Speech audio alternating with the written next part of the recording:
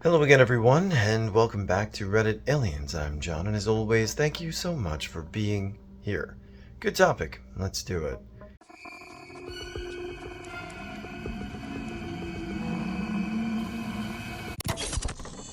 Subway workers, tunnel rats, and explorers of Reddit. What's some of the creepiest things you found while exploring? Please remember to like, share, and subscribe. Me and my job partner were called out to a larger restoration job that was being done to an older house from the early 1900s. The house was until this point a family-owned house that had had two owners since it was built. The last owner was an old lady who had passed away there while being the last person in her family line, a sad story on its own, and nobody could take over the house. So the house got auctioned to a younger couple that bought it for an insane amount of money due to how large the house was, but it was now time to get the old house up to modern standards, which included a completely new installation from scratch, as the old cables around the house were the type of cables that were insulated with black cotton and fastened with handcrafted wooden clamps. While working on the first floor was quite easy, as the entire installation process was made to fit inside the new wall frames that the carpenters were setting up, we eventually had to move on to the second floor and prepare for setting up a new intake from the attic, which would then pass down to the new main fuse box on the second floor. We opened the hatch to the attic, and while using the flashlight to look up there, we could surely see that the attic was very cramped, so the smallest of us would have to go up there to fix everything to get the intake cable settled while removing the old one. As you might guess, I was the smallest of us and had to do that shitty job of going up where nobody probably had been for many, many years. So I decided to grab a lunch break and mentally prepare myself for what I expected to become a pretty shit job. After eating, I grabbed my flashlight and tool belt and started climbing up the stairs. And while climbing upwards, I noticed that the smell that we thought was pretty much old people smell after they die was getting increasingly stronger. But I had to continue. So I got to the top, then crawled myself onto something stable when I got up, while noticing that the smell up there was pretty damn bad. So I grabbed my flashlight to look around and get somewhat oriented about where to crawl. Looking forward, it seemed like a pretty straightforward route toward the intake point that I could see in the distance, but out of curiosity, I wondered if there was anything up there. So I looked to my right, only to light up 5 carcasses of what once were the old lady's cats that probably had died. One of them was more or less intact, whilst being visibly partly eaten by various insects or whatever eats such stuff, while 2 of them were more or less just rotten, dried skin and bones. At that moment, I absolutely regretted my decision to eat lunch at the sight of this, along with the realization that what I had smelled all along was these dead cats. Made me immediately throw up on the spot before very swiftly noping the F out of there. After some talk back and forth, we came to the possibility that the old lady had been throwing her cats up there when they died one by one, but we will never know for sure since the lady had died. The new owners had no idea about this when buying the house, but our company ended up denying continuing the work until the attic had been cleaned appropriately. This apparently took them about 1 month to complete. I guess there are not many companies that want to deal with that kind of nasty stuff, but my partner at work ended up finishing the work on the attic afterwards, as he felt kind of bad for me.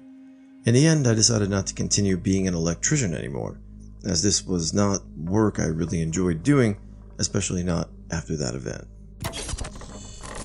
I went exploring with a bunch of friends at the Trans-Allegheny Lunatic Asylum.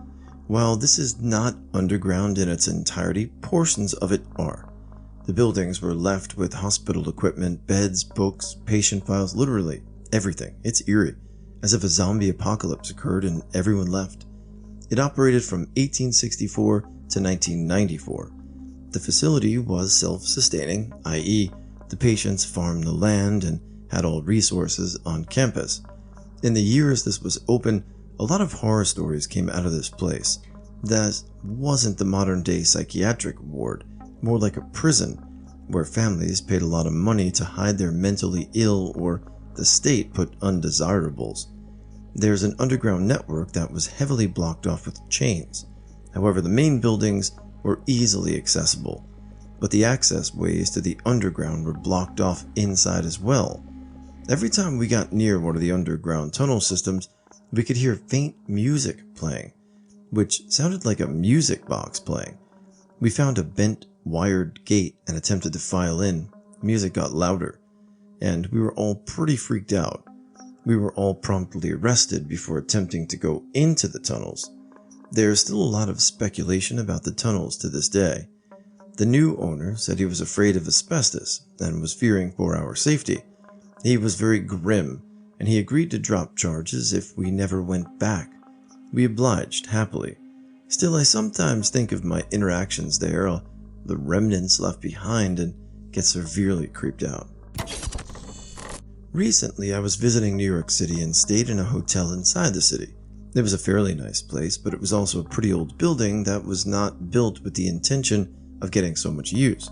For example, there were only 2 tiny elevators available for guests, and the hotel had at least 15 to 20 floors.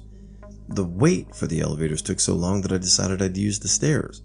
For some reason, there were 4 or 5 stairwells in the building accessible from each floor, and most wound up in different parts of the lobby. I remembered using one of them the day before, and I thought it was stairwell D, so I took it. After descending for a while, I passed level 2. The nearest exit wasn't marked, but I thought it had to be level 1. I went through the exit door and found myself in an unfamiliar hallway with a very low ceiling. It could only have been about 7 feet and sparse lighting. It wasn't eerie, but it definitely didn't look like it was intended for guests. Still a little curious, I decided to check it out and see if I could find the lobby. I walked for a minute down a long hallway with a kind of dirty stone floor and some industrial double doors. There didn't seem to be anyone around, and it was pretty quiet. I rounded a corner, and to my immediate right was this big window set into the wall. Through it was a clean white room that reminded me a little of my high school's cafeteria. I remember thinking that, but I'm not sure exactly why. There was also a man sitting and looking at his phone. He must have been about 5 feet away from me, and only the window separated us. He saw me and looked a little startled. I waved and was about to ask where the lobby was, but he quickly pointed for me to turn back. Neither of us ever said a word. It was just the weirdest experience being in such a silent, dirty place and then seeing a modern room with a person. I quickly walked out and took the elevator. In retrospect, I probably just stumbled into some storage area under the lobby. It definitely wasn't the same level, but it was the strangest discovery, and I like to imagine what could have gone on down there and why I wasn't allowed to be there. I'm not sure I qualify since the explanation seems rather straightforward to me. Another group of explorers. Still, I have a pretty good story. I attended the University of Huddersfield, and one of the accommodation facilities for students is called Storthes Hall. Storthes Hall was previously a psychiatric hospital and an asylum. Most of the buildings were demolished. I believe 2 are currently in use to house students, and then off-site there's the main building and the mortuary. The main building was off limits, and I believe security guards were in place, but when you had several hundred drunk students living nearby, you're basically just grabbing sand. I went with a group of people, and we intended to have some kind of DIY seance. Darren Brown had done this not long before, so we toddled off with a tarot cards and a Ouija board. It was all pretty funny, to be honest. None of us really took it seriously, and having seen the Darren Brown appearance, I was really skeptical. Then the torch died, and we heard several loud knocks. We effed off sharpish, but again, it was likely somebody effing with us after hearing the panic caused by the torch going out. It might have even been the security guards. I wouldn't blame them. Where I grew up, there were a few storm drains that all went to the same pond. My friend A and I were messing around in the woods near one of the openings, and we could hear this really sharp, echoing cry that made us both nervous. We thought it was the wind at first, and then A threw a rock into the opening and stopped for a minute, so at this point we figured it must be something alive. We climbed back out of the woods and went to the next pipe, and we could hear it there too. Now I'm scared, and A is trying to prove that he's not afraid of anything, so on we go to the next one. This one is quieter, so we go back in the other direction. Now I'm a baby because it's raining a little, and I'm not supposed to get my clothes wet. I was around 9, so I'm begging A to go home. As he stops to assure me we are safe, we hear this horrible deep wailing noise, and I start to panic. I can feel my pulse in my neck and I'm sweating, and A puts his face into the opening for the drain. The noise happens again, and A takes off down the hill into the pipe opening. I'm now crying because A abandoned me in the rain, and there's a monster in the pipes. A starts yelling my name, and I have to put my face to the opening to hear him. So now I'm really crying, and he tells me to call the fire department. So I run to the nearest neighbor and tell them to. I explain that I don't know why we need to call that. A is in the pipe outside their house. They get all snotty because A is the heaviest kid in the neighborhood, so they assume he got stuck. They call the non-emergency number, and a truck comes to remove the cover. It turns out A recognized the sound of an angry cat and ran into the pipe. It was a mama cat and her kittens, but the kittens were stuck beneath the wire grate inside the drain, so the rain was drowning them, and they were crying. Thanks to A, they got all but one kitten out, and the mama cat in time before the rain got worse. He got to keep one of the kittens, and no one believed us, even though we were both there, and there were firemen. No one believed he could fit into the pipe. There used to be an abandoned rubber factory on the edge of my town before it was torn down a couple of years ago. I went there once and tried all the doors, but they were barred. But I did find a crack in the concrete wall around the back that was just big enough to slip through. The inside was really neat. There were abandoned boats that must have been in storage for decades there, a bunch of old conveyor belts and factory equipment and all kinds of drug paraphernalia. I found a random painting of Jesus in a makeshift shrine, but that's not the creepy part. I was walking around this abandoned factory at about 8 p.m. just after dark. I look around for an hour or so and decide from some old shit there's really nothing out of the ordinary. Then I hear music start playing. Something sort of bluesy somewhere in the factory. I'm not easily scared, and I kind of wanted to figure out what sort of freak was listening to old records in an abandoned factory, because that's something I would do. I track down the noise after about 5 to 10 minutes, and it's in this room in the basement that has the doorway covered with a tarp. I go inside, and the room is a huge contrast from the rest of the dingy, dull old factory. The walls were bright purple, and the room was warm, like there was a space heater in it, whereas the rest of the factory was freezing. There's a cassette player on the floor playing a song, which I later tracked down to be called Eleanor Rigby by the Beatles, but I never found out what the other songs were, and a bunch of papers taped to the walls that all say, "She gotta run, she's got to run, she gotta run." If I were to guess, there were at least 100 sheets that said the exact same phrase, just plastered on the walls and laid on the floor. There was a chair that looked like it had been detached from a school desk in the corner, and a statue of an animal that was really badly chipped and burned, like someone was trying to destroy it. There was also a stack of VHS tapes that had the names of women on the sides. I only remember seeing Jessica on multiple, but there were a few other names. I left shortly after because I got worried whoever owned all this shit would come back and find me there, and I figured they were in the building with me. I couldn't stop thinking about it for a few weeks. I was convinced it was either a serial killer or some guy with a porn collection that he couldn't risk having at home, or something worse on the tapes. I went back with a friend, but when we got there, they had already started demolishing the place and it was inaccessible. I'll always wonder what was on those tapes, but part of me is glad I don't know. I mean, the whole time I'm reading this, it's like the script of a bad horror movie. Like you're making every mistake you can make to get murdered, and you come upon the lair of the villain, or maybe just a homeless dude, and you find all these tapes, and no one's in there, and music's playing. At that point, I would have probably grabbed one of the tapes. I don't know. I'm not blaming you. I mean, I probably wouldn't even have gone in there, but if I did, maybe grab a tape. Who knows?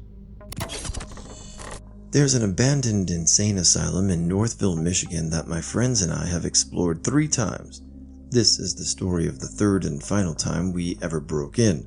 I still get chills every time I remember that night. The first 2 times we went, the asylum was actually more interesting than creepy to explore. Both times we happened to run into very friendly people there. The first time we ran into another group of high school kids, scared the shit out of them at first, and the second time we met a couple stoner Vietnam vets that gave us a tour of the place. It's an entire complex, complete with underground tunnels, morgue, and a lot of files and things from the 1950s. This time, however, we were alone and only had 2 flashlights between 3 people. Much like the guy with the story about the World War II base, the echoing footsteps sound like they're coming from behind you and always seem to take one more step after you stop. So, after exploring much of the asylum like this and being conspicuously creeped out already, we decide to head to the main building. It's about 18 stories tall, and the view from the top is pretty cool because it's by far the tallest building anywhere remotely close, and you can see downtown from up there. Anyway, we're nearing the top of the seemingly endless stair corridor when the girl that's with us freezes and whispers for us to stop. "I heard footsteps," she whispers. I try to tell her it was just footsteps echoing, but when both of them made me shut up and listen, I could hear it as clear as day. The unmistakable sound of footsteps coming from the top floor. Now the building is tall but very small area-wise, so we were very close to the sounds. Still standing on the stairs, we whisper amongst ourselves about what we're going to do. My very stupid friend insists that it's probably just another friendly person, and we should go up and say hi. I try to explain to him that you don't want to meet the kind of people that pace the top floor of an old asylum in the middle of the night. We couldn't convince him, and he went to head up the stairs, but I was like, F this, and started running down the stairs. Fortunately, he followed us, and we got out of there without ever finding out who or what was walking around up there at night. To top it all off, a cop passing by on the road spotted us after coming out of the building, and we had to run into the asylum complex to get away. I still think back to that night sometimes and wonder who was up there. There were definitely no guards, so it was probably either a gang, there's gang graffiti all over the asylum for the guppies, or the tortured soul of a crazy person. Either way, that was way too close. I heard footsteps coming from the top floor of a long-abandoned insane asylum about 50 feet from us and noped right out.